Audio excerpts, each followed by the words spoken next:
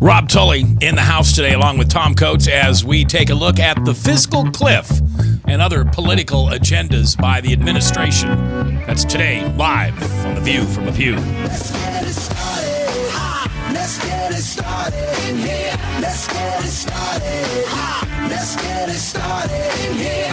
Yeah. Let's get it started in here.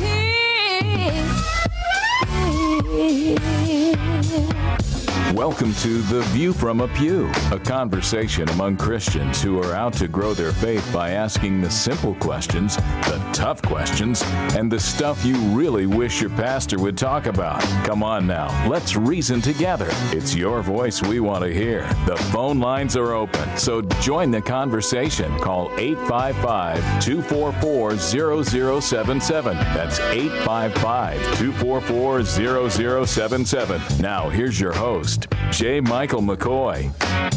All right, welcome. It is the 28th day of November in the Lord's year 2012. If you're Jewish, it's 5773. What is it if you're Catholic? Are you with us on 12? Catholic. What 201? is this with us? Well, you're Catholic, right? Yes. Okay. And by the way, it was the beginning of the Christian faith, just in case you forgot. Well, I understand. I know who started it. But is it 2012 for you guys? Sure. Or so you're not, okay. It was a pope that created the calendar, you know. It was? Yeah. Oh, Pope okay. Gregory. It's why I call it the Gregorian calendar. Well, I have great respect for you minnow munchers. Yeah, So okay, thank you. I want you to know that. Fish eaters? No, minnow munchers. 304, Rob Tully is our guest today, former head of the Democratic Party in Iowa, former candidate for United States Senate, and just an Congress. all Congress. And Doug was on here, Doug Gross, and he mentioned that either now or in the past you've been head of the Iowa attorneys group. What was that?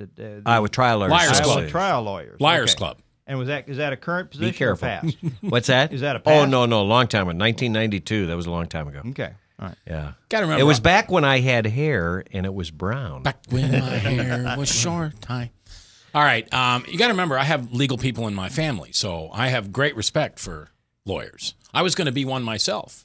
You'd be a good one. No, I He's too honest. would have been. I would have been. You would have been disbarred by now? Is that what you were going to tell me? Absolutely, I would have been. Some old judge would tell me how to act in his courtroom, and I'd say, "Excuse me." But anyway, Tom Coates in the house. Army Brad is here, and Father Ted too. Now they don't have headphones on, so you can't say anything. No, it just means he they can can't talk, but Yeah, I it just mean, means they can't give me a good We don't rebuttal. have to listen. Okay. All right. As you were talking over him. And also, you can't see Ben, but Ben Arado is here, and he's also a distinguished lawyer with a amazing firm here in Des Moines. I can't remember what it's called. It's called the Law Offices of Rob Tully. Yeah, that's what it's called. Now, wait a minute. How come it's not Law Offices of Rob Tully and Ben Arado? Okay, let's move on. Someday it might. That's exactly right. Someday it might. But by the way, I owe you an apology. Because the last time you were on, I was kind of snippy. Yeah, you were. Yeah, so I'm sorry. Well, I don't know if I told accept you I your was sorry apology. that day, because I love you, and you don't deserve to be I know treated that way. Well, I appreciate that. But it was in the jaws of the campaign. Pre-election. And now that the world truly is coming to an end, and I don't mean the calendar, I just mean the Obama administration. Right. By the way, we can all talk about it. Before we go any further. Rules? No. Oh, okay. No rules. But I just want to go back to the time that you were on with my good friend, Doug. Mm-hmm. And Doug Gross. Doug Gross, that's correct. And you guys were both And you watched talking the about show. and you were talking about who was going to win the election and everything like that. Now, I want to tell all the listeners that Tom and I made a bet. Mm-hmm. It was actually quite a while ago. And we bet that, and I told him, I said Obama was going to win Iowa. Yeah. And he says, no way. So we bet a cigar. Right. And then a couple days later, I told my friend Tom, I said, why don't we double this? I'm going to tell you he's going to win the election, but more specifically, the Electoral College. And Tom's, no way. No. So I told him, I said, and the reason I'm making this bet, Tom, is I love cigars. And there's no better cigar in this country other than the ones that come out Of Mexico, yeah.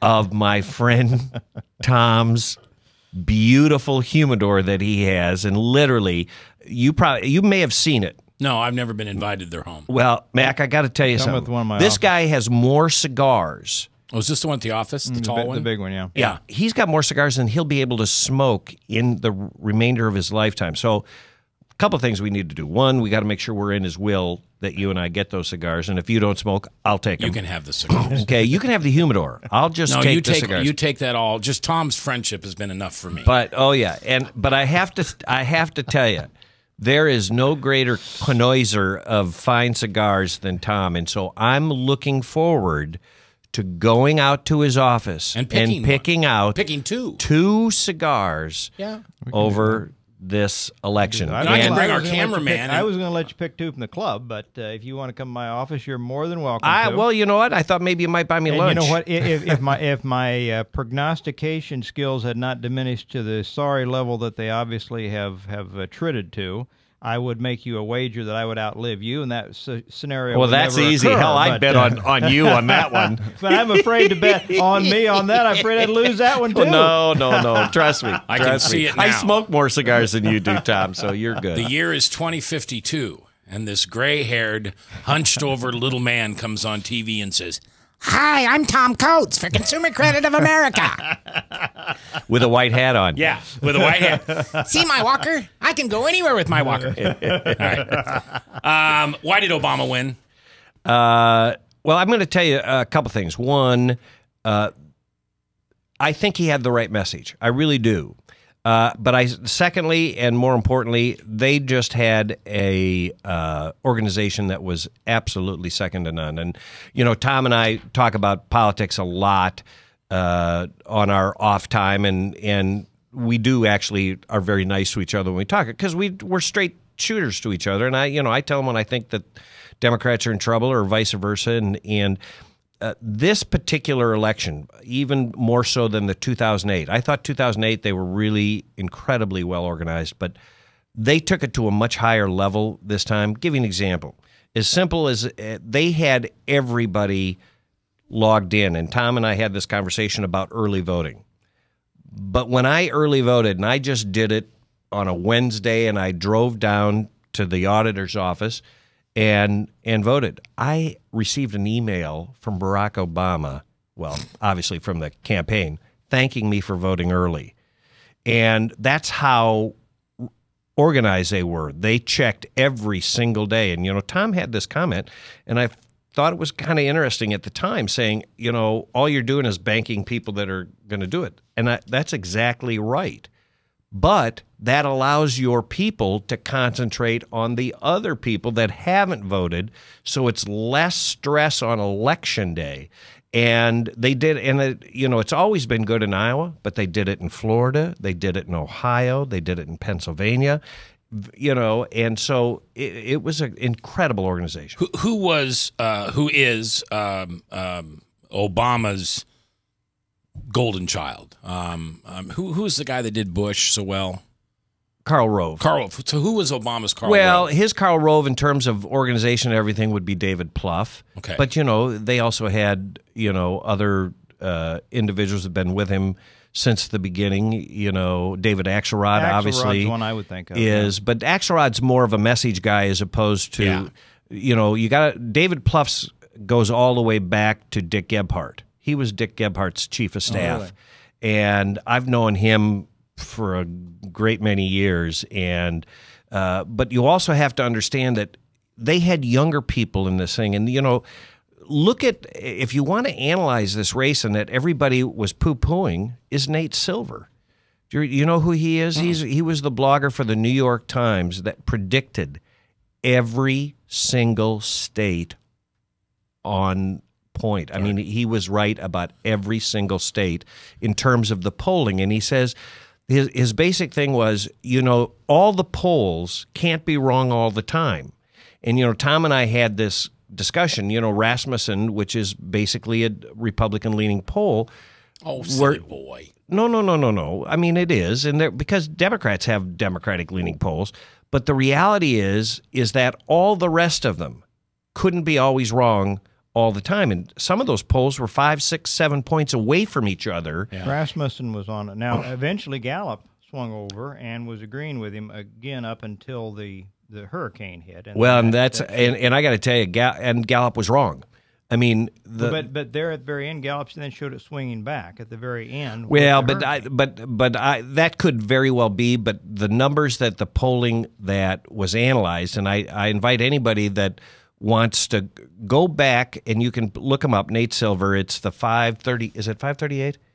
538 blog for the New York Times, and you can go back over the last 6 months of how he basically predicted that, and he was right about every race except for North Dakota, where he said the Republican was going to win and the Democrat won. It was interesting. All right, Rob Tully, former head of the Democratic Party here in the state of Iowa and former congressional candidate. And what else were you? You were you head of the Liars Club. Is in the house today. He is an attorney with. Now, don't get me confused with the bar downtown, the Liars Club. They Otherwise, closed. Oh, did they Yeah, really? they closed. Yeah, Rob is with the. Well, then definitely don't get me confused with that. He's with the Arado Tully law firm in West Des Moines. Tom Coates is in the house here, and also Army Brad and Father Tattoo. Did I say that right? Arado? Is that right? Arado. Arado. Okay. I want to make sure I get that right. Arado. You're close enough for government work. And we're talking about the wrap-up on the campaign. I didn't have much hope on Romney or the Republicans. I shouldn't say just Romney, because I had a lot of faith in Romney. But I didn't have a lot of faith that, the children were going to vote for the Santa Claus that wasn't going to bring them candy and money. But in that first debate, it seemed like Republicans got a second wind.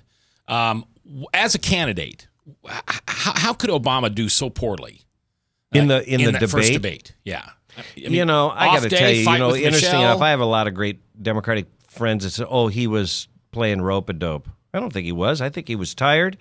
I don't think his preparation was that great. And I'm going to tell you, he was taken by surprise that Romney would do such a 180 on some of his positions. And it took him by surprise, and he did not know how to respond to that. And you notice that didn't happen again. He called him, on all of his reversals, because evolutions. You may call it evolution, but that's what Obama calls it when he changes his mind. Well, now hang on, I've evolved on pro-life. Okay, he didn't evolve on that. You're thinking of the gay marriage. Gay marriage. Okay. Yeah. Okay, so let's. Am I getting snippy again? Yeah. You're already pulling yourself up. Your cheeks are getting red. You're just like you're getting mad. Listen, you got to get over. I know crow is a tough bird to eat, but you're just going to have to chew and swallow. Let me tell you something. Let me tell you the truth. The first press conference that he had after he won the presidency, like a week later, I think it was. I sat and watched him, and I had this overwhelming feeling that this is my president. And I need to respect him, and I need to support him, and I need to do what I can to move this country forward with him as the leader. And I felt that way for about a minute. But I did feel that way. So I can have that passion I within remember me. you. I actually remember when you said that on the air. See, we can probably go back and see it, but see, that's just the problem that your candidate had. We can go back and look at what he said. Mm. And, that's the problem of being in a political race when you say things. Now, let me just... Hold that thought. We're up against a break. Okay. Rob Tully is our guest. He's an attorney with the Irado law firm in West Des Moines. Tom Coates is in the house along with Army Brad. I'm J. Michael McCoy, and we'll be back live here on The View from a Pew, powered by WebcastOneLive.com on KTIA, Iowa.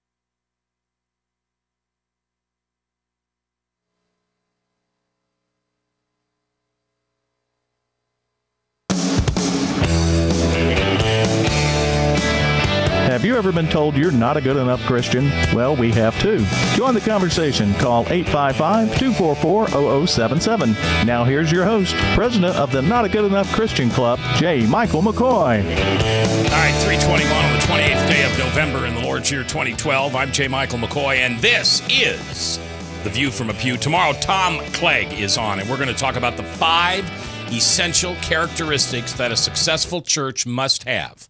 And that's tomorrow with Tom Clegg. Looking forward to that.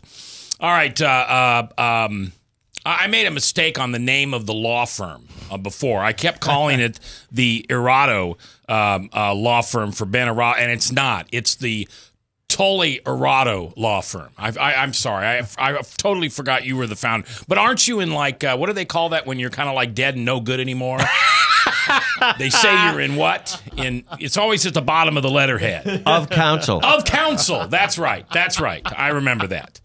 And of course, Tom Coates is in the house, Army Brad, and we're having a conversation. I told Ben that this was going to be very educational to be with you two. I'm sorry, Brad, I didn't know you were going to be here, so I apologize. I thought it would be educational for him. I didn't think it'd be this educational, though. Well, we aim to please, you know. We aim to please. All right. And we're talking about the election, and I had to interrupt you because we were up against the only thing I was going to say, and this I say this with all the respect for my friend Tom Coates, because he really, all the kidding that are, times that we get mad at each other in the show and everything, we are very good friends. And I have to say this, Tom went through 4, 5, 6 candidates before you ultimately ended up with Romney, who was your candidate 4 years ago. But in any event, part of the problem... I dated around a bit. Yeah, you did. I got to tell you. We call that round heels, Tommy. But anyway, what happened was your candidates beat up on Romney. Almost, the poor guy went through hell, if I can use that word on this. You can on the station. In that they beat him up terribly over, his. What was the name of his organization, Tommy? I'm sorry. What are you talking about? His Bain Capital. Bain. They brutally beat him up. Massachusetts, some of the issues out there. Sure. Right. Yeah. And so it's tough to reinvent yourself after that. They tried to, but you go and all the millions upon millions upon millions of dollars, which was really interesting because the big guy, Republicans have him, Democrats have him, but is it Adelson? Adelson's one of the big pockets. He gave a ton of money to Newt to dump and beat up on Romney. I mean, almost like $30 million. So, I mean, you spend that kind of money beating up on a candidate, and then everybody obviously does it, in whether it be Democratic Party or Republican Party, they rally around the nominee. But it was brutal what you guys did to each other. Rob, and this is just an objective question. There's no agenda. If you had been able, from our perspective, to choose a candidate best suited to go up against the anointed one, who would you have chosen? A guy that you wouldn't have come even close to nominating. It's Huntsman. Who? John Huntsman. Oh, I guess Huntsman was in the race for a little while. He was in the race for vice president. But here's the deal. I mean, I think that it was tough to put up somebody with... Okay, now why do you think Huntsman then? Let me ask you. Well, because he was a more centrist character. The problem is, and I say this with respect because everybody should have their voice, but the Republican Party has been hijacked by what I would consider extreme right politics, and as such, but that isn't where the American people are. They're not there. The American people are in the middle of the road. Well, I think that was part of the Republican problem was they had a centrist who had to move so far to the right and then come back to what was his original, because 30 years ago, Romney would have been a Democrat. Without any question. With where his policies were. But Obama still would have been a socialist. He is what he is. But because he had to swerve to appeal to the... Without question. The right, and then come back. Because I think Obama, when he was going up against Clinton, came to the center, and nobody cared because everybody was swerving to the center that were the candidates that actually had a chance. Well, and you have to take it out of the Clinton playbook, and I talk about the Clinton family playbook. Right. Clinton, came out. He was more conservative when he started, and then he started floating to the left. And I'm talking about in the race for the nomination. But he dove for the center at the time of the election, and as a result, I mean, the bottom line is this: if you're going to be elected in this country, you have got to be in the center. I really believe that. Wasn't Dick Morris in part responsible for that triangulation policy? Sure. Now, let me ask you, because the people out there, but he was dead wrong on this one. I don't know what kind of advice he was giving to Romney, but it obviously wasn't good. Yeah. Okay, so Huntsman would have been a better candidate, and you think that the Republicans have been hijacked by the Tea Party. There's a lot of people out there that are screaming at this point at the radio.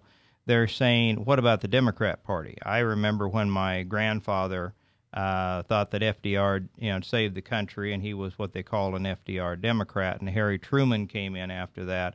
The Democrat Party looked so much different at that point than it looked in recent years. Hasn't that been hijacked by the disparate left-wing groups that now make up the group that, in essence, didn't want God put back into the platform at the Democratic Convention? Oh yeah, but those are real extremists. You're thinking that that's a party aspect, and it's really not.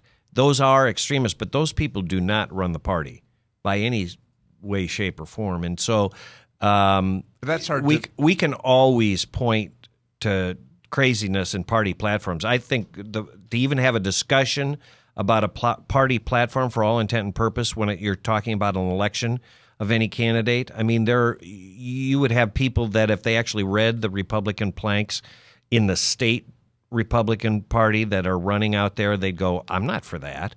So I don't paint any politician that's running for office with either of these party planks. And I'm going to tell you, as a person that ran actual conventions, I did for 5 straight years for the Democratic Party.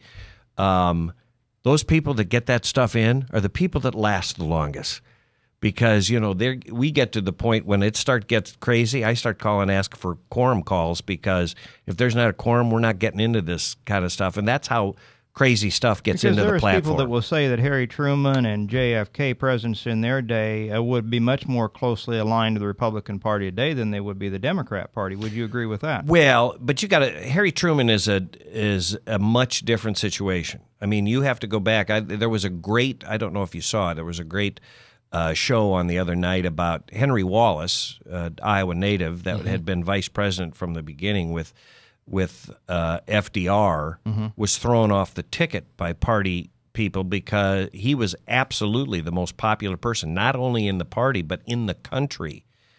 And they did some shenanigans at the convention to basically get him out and throw in Truman, who absolutely had no background. I mean, honest to Pete, it was interesting. Now, I think he turned out to be a great president.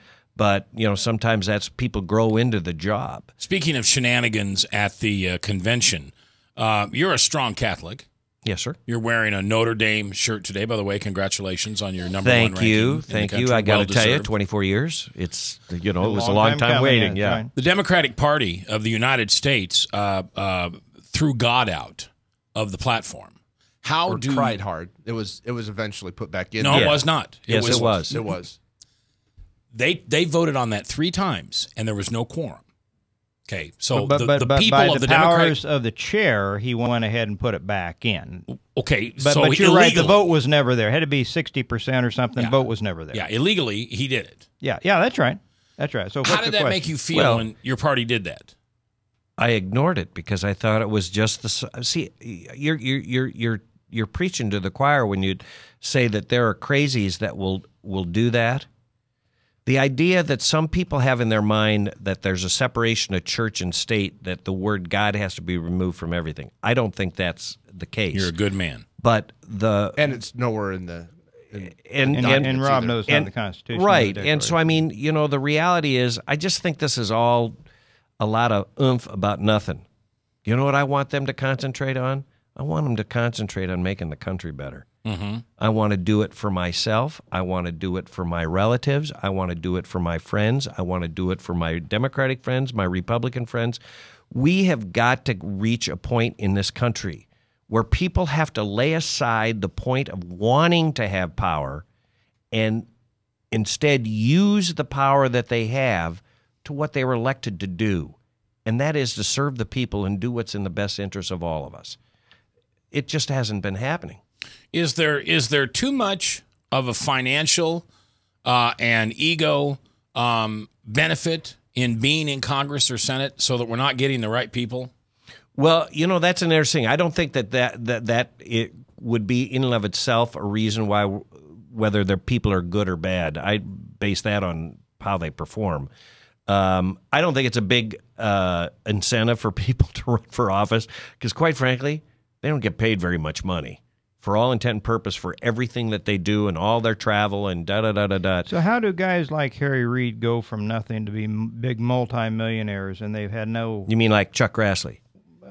Tom Chuck Harkin. Grassley... So wait a minute. Chuck Grassley has never had a job other than public office, except for the farm that he worked on when he first ran for office. Some of them more so. I mean, Harry Reid's an extreme case, but I mean, some of them are more so than others. But I think, Rob, the question that he puts out is are there ways? Did you see the movie Lincoln?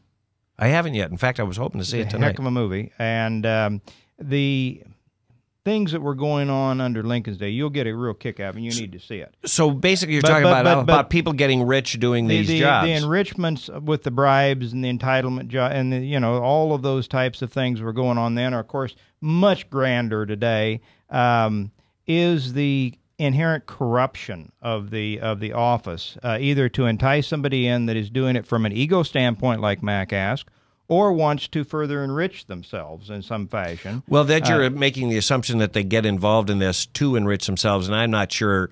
I don't agree with the premise of either one. People run to enrich themselves, or even that they're completely ego driven. I think you have to have some sort of ego to be able to put yourself out to put yourself out to run for office. Because I got to tell you, as a former candidate, it's brutal. Sure. Warren Buffett told CNBC yesterday, and I'm quoting, "Just pass a law that says anytime there's a deficit of more than 3% of the GDP, all sitting members of Congress are ineligible for re-election, and you would get a balanced budget." Interesting. Yeah, you heard that for that.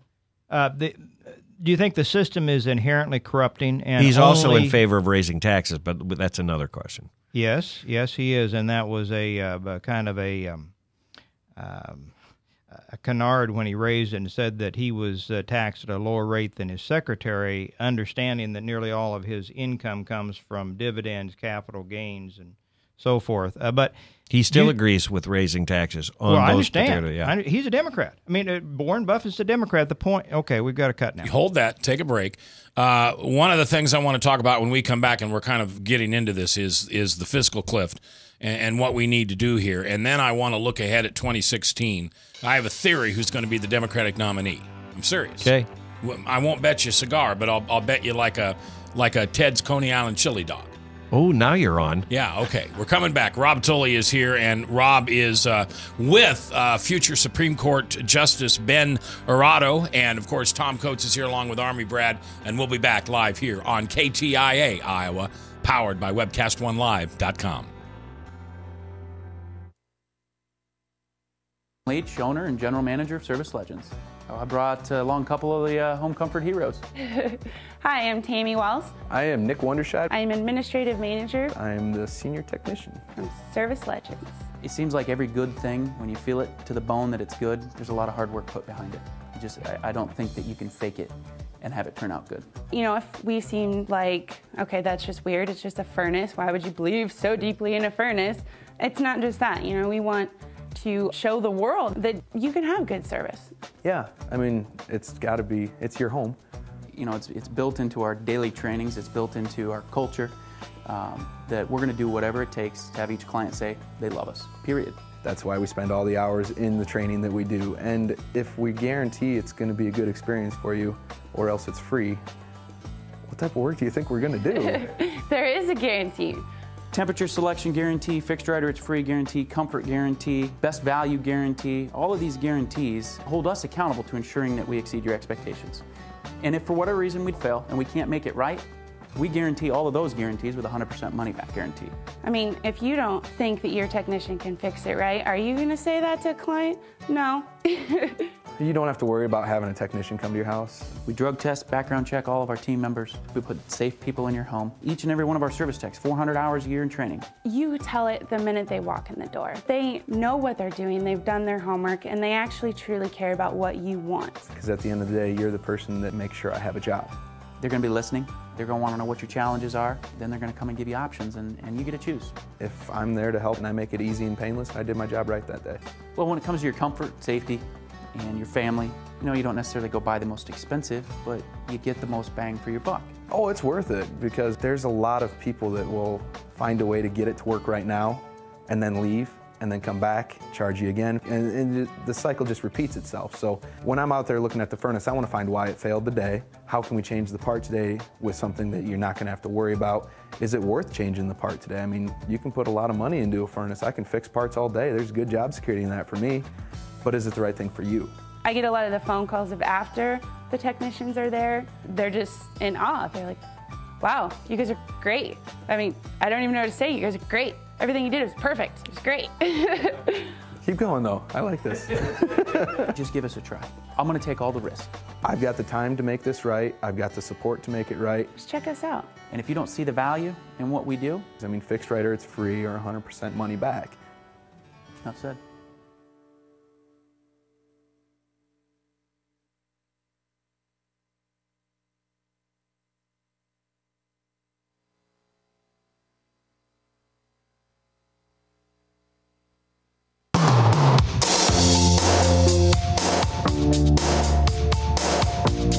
If you sit in the back pew or the front pew, it's your voice we want to hear.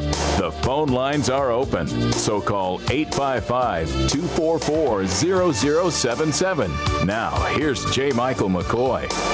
28th day of November in the Lord's year 2012. I'm J. Michael McCoy, and this is The View from a Pew. It's the Wednesday program with Tom Coates as our co-host, and today our special guest is Rob Tully, who is former head of the Democratic Party here in the state of Iowa, congressional candidate, and just all-around good guy. He is the new, what do you call that? The guy who...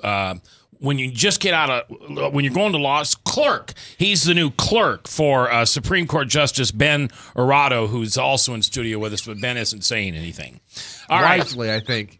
After the things you've been saying about him, Mac, he's he better become a Supreme Court justice or he's in trouble. I'm not going to say anything because then I no longer have deniability. So yeah, there you go. All right, so this, well, you started to ask Rob something. I'm working towards a question, and I guess towards. Yeah. My question to you, Rob, and it's in all seriousness, I mean, why do you think that the majority of Americans would call themselves a member of the Democratic Party? Probably the same way they identify with what they consider the values of the party. And that being? Well, the values of the party is that we understand that, and keeping in mind that I know you don't agree with this of Democrats, but there are a lot of Democrats that are fiscally conservative. But I would say that the majority of the Democrats are moderates, and so they do believe that there is a place for government to be involved in terms of making sure that the playing field is one that's equal, and so that people have opportunities to be able to grow within that. Certainly we have aspects that we think we do things better as a group. That could be from anywhere from the government being involved in science projects in terms of working toward cures for diseases. I think that you've got an understanding that a strong infrastructure is important for this country. And so, I mean, it's a myriad of things, Tom. I understand it is a myriad of things, but I guess I'm asking you, the Democrats don't appear to feel very constrained by the Constitution in regards to the role of government in our lives, do they? Well, now, Tom, I don't agree with that at all. I mean, where did you come up with that one? Did you have a nightmare or something? What? No, yes, I did. Yeah. Back in early November, as a matter of fact, and I'm trying to wake up. You know, well, you better wake up because you got to live in this world, Tom. You don't get to just sit there and complain and cry. And part of the reason why that you're frustrated is that your message didn't go to a majority of Americans. The bottom line is this. I don't agree. At least enough of the voting Americans. You're I don't agree. Right. I don't agree with your interpretation that we don't think about the Constitution being a restraining document. No, I think the fact is that the Constitution is what it is. Interpretation of the Constitution comes from the Supreme Court. Okay, we make laws every day in Congress. They still have to go through the scrutiny of the if it comes up within the confines of a lawsuit that goes to the Supreme Court to talk about its constitutionality. But you're going to have to give me an example of. I mean, I love you to death, but you're always trying to like here. I'm going to paint this one. I'll paint him in a corner now and see what he says. Well, for instance, right now, from a practical standpoint, you one of your first precepts you gave me for the reason for people being Democrats, you said the majority you thought were fiscally conservative. No, I said that there are people of my party that are fiscally conservative. So I actually wish there was more that were. And I'm going to tell you, people are going to have to start realizing. I mean, Tom, don't get started about fiscal responsibility with me and George W. Bush, because the beginning of the hole that we have was started there. And I'm not going back to blame him. But the point is, you can't have, and talking about our good military friend, and I thank him for his service and everything he did, but you can't put 2 wars on a credit card and say that that's fiscally responsible. No, it was the first war that we've ever spent in this country that we didn't ask either men or that we didn't ask the public to sacrifice and put money in and to buy war bonds and everything to pay for a war. And I agree with you that is tragic and wrong. Yes, but by the way, I'm not asking to have the military, because I got to tell you, I think we got the best military in the world, and we have a strong military because we have volunteers that want to be there. Right. And but my point being is, Tom, I guess I need for you to help me in terms of understanding why you think that the Democratic Party is somehow misinterpreting the Constitution. You don't feel restrained. The Constitution is a document that the founders intended to restrain the government's involvement with our lives, and well, now, there Tom, isn't to be I'm going to any tell you area something. of involvement that the government wants to take that the Democrats don't at some point have a special interest group that want them to take it. Tom, do you really believe that? Well, of course I do. I know you do. Parties. But I got to tell you, you're not You're interpreting what you think that the Founding Fathers' interpretation was. And that will always be an eternal question as to what the actual Founding Fathers wanted. But don't you think their Wait a writings... minute, Tom. There were arguments on both sides. You know that there were people at Founding Fathers that wanted a strong central government. There were people that wanted a strong state government. Those fights went on through the Federalist Papers and everything else. So it didn't come to a conclusion. What they developed was a working, breathing document that would reflect the changes in a society. Okay. No one, when they said everybody should have a flint rifle, ability to own a flint rifle for their home and everything, didn't understand that we would have laser-guided automatic weapons. I mean, those are questions that has to still be interpreted as it relates to a changing society. And that's what we rely the Supreme Court to give to us. The practical aspects, and Mac mentioned at the start of the show, this so-called fiscal cliff that I know that your friend Harkin is calling a fiscal slope rather than a cliff, is one that, as bad as the federal revenues, Rob, dropped off dramatically after the bubble burst in 2008.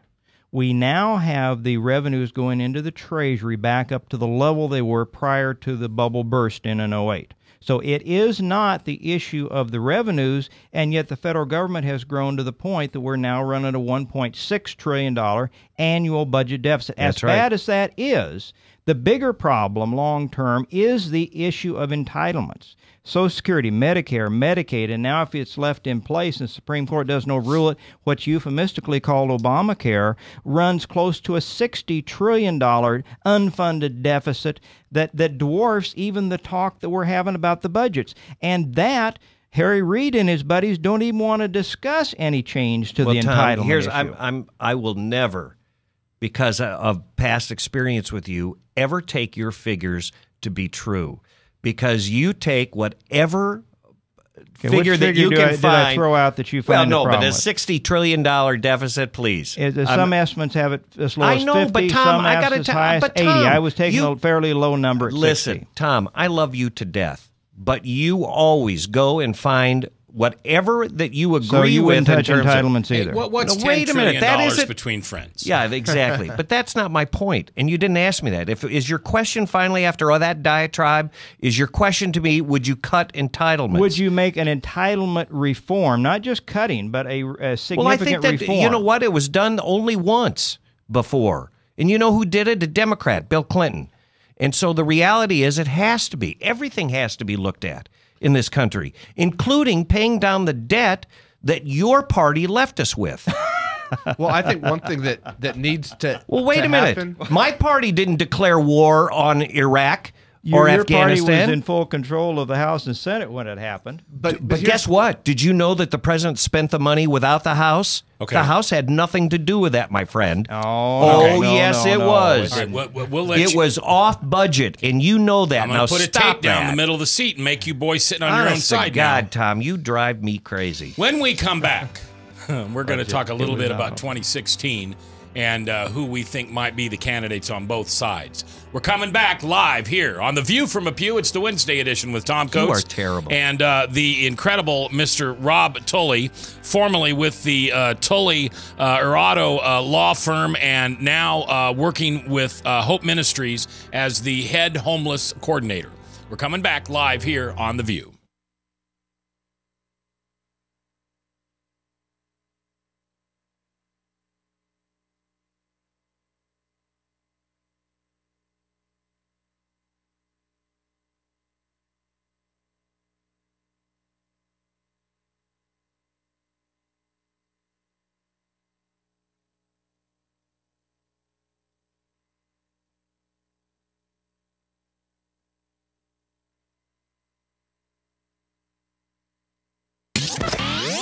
From the RE/MAX Real Estate Concept Studios, this is Webcast One Live.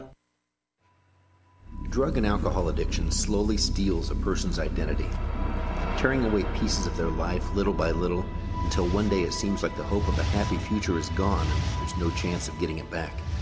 Here at St. Gregory Retreat Centers, we can assure you that there is hope. Our unique approach to recovery begins with the understanding that the dysfunction and damage caused by addiction can be overcome, not just dealt with. Don't let another day go by. Call St. Gregory today. Whether you're 10, 25, 50, 80 years old and beyond, everyone needs to live within their means. I'm Tom Coates with Consumer Credit of America. For almost a quarter of a century, we've helped people of all ages learn to manage their personal finances to benefit them far into the future. When problems arise, we've got the experience you need to make those debt problems go away. Got financial problems? Call Consumer Credit of America.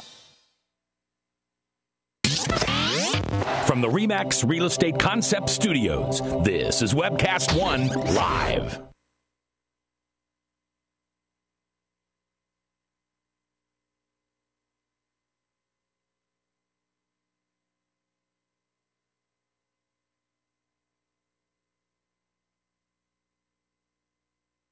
News about him. Okay, we're back. We're live here on 99.3 KTIA. Army Brad in the house today, along with Tom Coates, and our special guest is Rob Tully, former head of the Democratic Party here in the state of Iowa, congressional candidate back in the early 90s? 98. 98, okay. And really, he is the grasshopper to Ben Arteo in the Kung Fu movies. I mean, Rob has learned everything he knows from the wise Ben Arteo. And so it's nice that you give him that credit. I will. Yeah. If you could pronounce his name right. Before the show is over, we'll... Arado. There you go. Okay, Good I did job. it. Good job. Big mouth. All right. You want to know who I think is going to be one of the hot candidates for 2016? Tom Coates. Oh, we should show him our TV commercials. Do we have time for that? We ran for president. McCoy and Coates. Did you ever see any of our ads? And Father Tattoo made They up 3 were funny. ads for us. Yeah, they were good. I'll see him when we're done because I would like to see those. And I'm dead serious. Michelle Obama. She's got a law degree. She's well-spoken.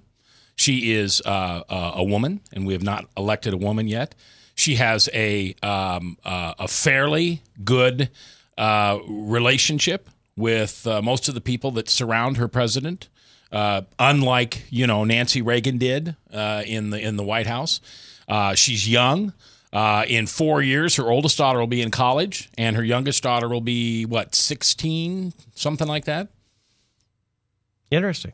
What do you think, Tom? I think she may have some political aspirations, but if you want my guess, I think there's a Senate seat in Illinois that she would go for first. I think she would try the same path, since she has no particular political background of her own, which hardly stopped her husband, but I think she will try that same path. I think she would jump into the Senate seat from Illinois first, and then perhaps throw her hat in that ring. What about the seat that Jesse Jackson Jr. is giving up? It's a House seat. I don't think that's big enough. I think she would want a Senate seat. That's a house. That's only a House seat. Yeah. Okay. And always remember in the Senate, you only have to run every 6 years. All right. The next question is Hillary Clinton. Is she done? I don't think so. Is she gonna come firing back at president in 2016? Not in her mind, that's for sure. What? In her mind, she's part. I think part of the reason why she's leaving Secretary of State is to get prepared to. Could be. Although I'd tell my mock trial students, Brad, I'd tell them objection, speculation on your part. But what do you think? It's all speculation right now. Well, no. I know How old that. would she be? She's in her 60s now. Yeah. So. Okay. And she's looking pretty weathered. I don't know. That's the Well, problem. I'd be weathered too. Imagine all the stuff that's been going on around the world and what's going on. But in any event, I'm going to tell you, I would not be surprised if she decided to run for president. And I'm going to tell you, it's an interesting thing. She's got a lot of fans, and I'm telling you, after this job that she's done as Secretary of State, I think she's going to have some more fans. And I think if there's anybody to break the glass ceiling on president, it would be her.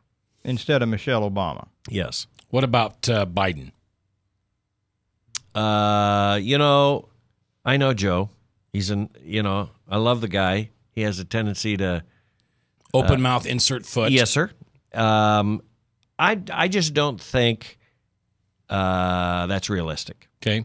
You think Joe thinks it because he told a rally during the political. I don't think there's any doubt. Joe's a very ambitious guy. He's self-assured.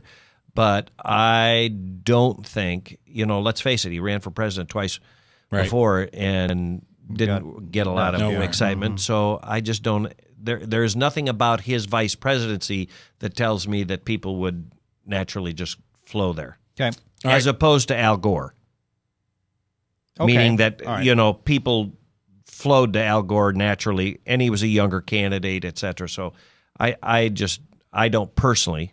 Because age does have something to do with it. I think the perception, and that's why I think Hillary may have gone past her expiration date. Well, but I don't think so, only because Ronald Reagan broke that ceiling in terms of... But let's be realistic. Ronald Reagan had a lot going for him, and he was a man. I think a woman at her older years will have a much tougher hurdle to clear to get to that Tom, same. And it sounds sexist. It is sexist. All right, look, it didn't sound sexist. Well, it is sexist. This is large degree unlike Brad, the days you're of watching Lincoln. right here what was wrong with the Republican Party in at least 2 instances right, in the U.S. Senate mean. races. Let me tell you Tom, what I mean. You better not run for the U.S. Senate. Well, that's all I'm going to tell you. That's probably true. But in the days of Lincoln, it wasn't a media event so much. Today, it is clearly a media event, and if you don't have the look and the charisma to sell it. Now, you look at the news anchors. Typically, you've got older men that can handle the news anchor job from a viewer standpoint. But once the women get past a certain age, they're moved off. Well, I'm just going to tell you, you say that to Diane Sawyer, say that to a lot of women. I think, Well, no Sawyer's offense, not quite you to that are my point friend, where- but that has got to be the most ridiculous statement that you have ever made on You this don't show. think so? I'm just telling you. I don't. I think you- a woman's got, and I'm not saying it. I think from it's really my ironic personal that standpoint. you as a Republican would say that when you lost women's vote, and now I know why. I'll give you a prediction. I'll give you a prediction that Hillary Clinton disappears for a while. She will have plastic surgery done, and I don't think there's anything wrong with that. She will lose a tremendous amount of weight, and she and Bill will either divorce or they will come back and he will be an amazing supporter of hers, and they will start this campaign about 2 years from now. Oh, you think it'll go 2 years? You're going to see her at the Iowa State Fair in 2014. No, you'll see her at the Iowa State Fair next year. No, I think she's going to sit out for a year. You'll see her at Tom Harkin's Steak fry? Steak fry. Next summer? I don't know. I don't know about next summer. But I'm not. I think she's I'm not gonna even sit sure back about and- Hillary whether she's got the fire in the belly to do that anymore. Well, the thing that 6 months off, you can get recharged. And of can't course, you, it may Brad? come down to how bad the situation in about Libya goes too. If that continues to smolder and it boils into a full-fledged fire, she may not be welcome anywhere. I think what's her name, Rice, is going to take the bullet for that. I think she's going to take the bullet for We'll that. see. I don't think she's big enough to take the bullet for that. I think it's going to have to go up higher. Well, I'm you sure guys are she going to was have a to keep spokesgal. working on that one because I think that's going to go away. All right. You'd like it to go away. No, I'm just telling you it's going to. Rob, thanks for coming in. It's way too long between visits. Thank you, my need to friend. come back. Good to see you. Future President of the United States. Brad, good to Ben, see you, man. Arteo is here. And Ben, nice to see you. We forgot Ben is going to be on the ticket. Listen, I got to tell you, next time we're going to let Ben answer some of these questions, and then you're going to get your butt kicked, Tom. Tom Coates in the house, Army Brad, Father Tattoo. Tomorrow, Tom Clay. Going to be a good day tomorrow, and we thank you for listening. I'm J. Michael Can I McCoy. say one last thing? Sure. Go Irish. I'm Jay. If they play Nebraska, you're dead. You realize that. We're playing for the national championship. Nebraska doesn't have a snowball's chance of hell getting into that game. Alabama, you think? I think it's going to be Alabama, although Georgia has been playing better and better every I think game. Notre Dame is in trouble either way. I'm J. Michael McCoy, and if I haven't told you this Got lately... a cigar bet? Thanks for listening. I love my job, and I couldn't do it without you. Right here on 99.3 KTIA, and of course, powered by WebcastOneLive.com. Do one thing for me tonight, would you? Pray.